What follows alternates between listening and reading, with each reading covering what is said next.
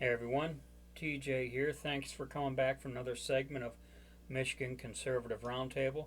And in this segment, I'd like to talk about the letter that President Trump's attorney has just recently sent to the House of Representatives. This letter was sent October 8th, 2019. And the name of Trump's attorney is a man by the name of Pat Cipollone, and I hope I'm saying it correctly. Uh, and this letter was sent to Nancy Pelosi, Eliot Engel, Adam Schiff, and Elijah Cummings. He also CC'd Kevin McCarthy, Michael McCall, Devin Nunes, and Jim Jordan. And aside from that, it's also been made public. It can be found at the whitehouse.gov site. And in reading it, I found it to be an excellent outline. If you found yourself talking to someone, it gave you an excellent outline in debating why President Trump should not be cooperating with the House of Representatives. Okay. Uh, it's you're able to download it, save it, print it. It prints out as a eight page document, and basically he goes point by point why President Trump is not going to cooperate with the House of Representatives. And in the letter, multiple reasons are given, and I found it interesting. The letter is it's got like 29 footnotes in it. As he goes point by point, you have he cites previous media interviews, legal precedents, uh, previous House procedures, and so as Trump's attorney is going point by point, this or that, he cites all these prior occasions. So it's heavily footnoted, and at this time, I just kind of like I'm not going to read the whole thing, but I would just like to give some bullet points here. Uh, Page one, because it prints out as an 8 page document. Page one, uh, the second paragraph, it mentions that the House has violated President Trump's civil liberties, uh, violates the Constitution, rule of law, and every past precedent.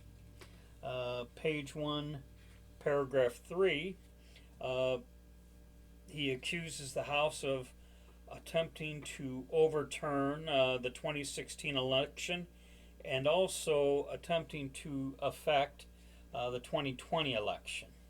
Okay?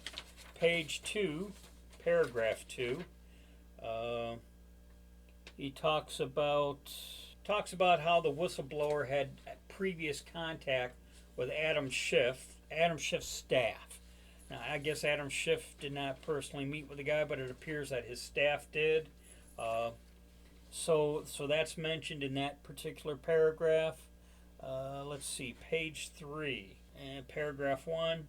Back when Bill Clinton was impeached in the 1990s, some of these same Democrats, Nadler and others, came out saying this or that in regards to Bill Clinton being impeached, and he kind of references their own words, citing back then what they said about the whole impeachment process, and going to their hypocrisy.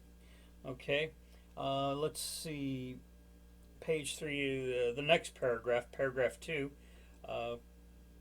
He talks about denying the president elementary rights, and in saying no citizen, including the president, should be treated like this.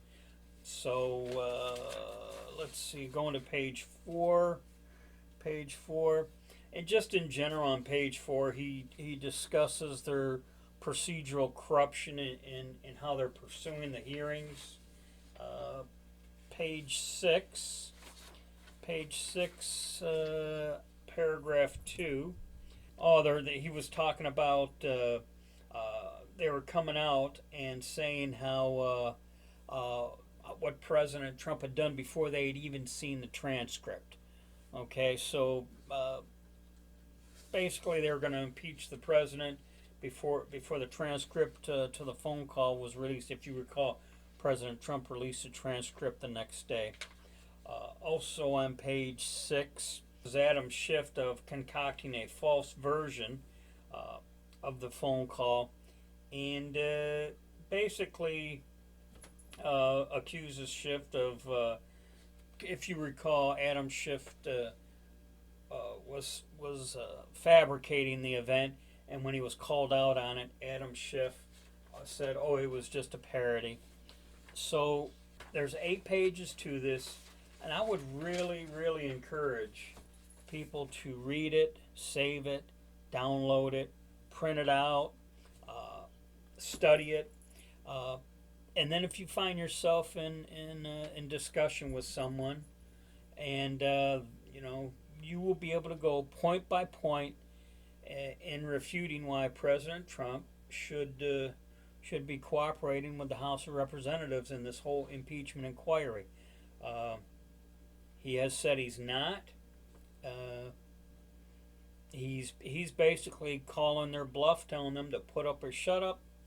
And this is just an excellent read. And I would tell you this, for a document written by an attorney, it was very easily understandable.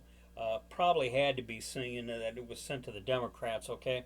But it's a very easy read, easy to understand, excellent letter, and I just hope everyone takes time to look it up and at least download and save it so that you can read it on an occasion or two, okay?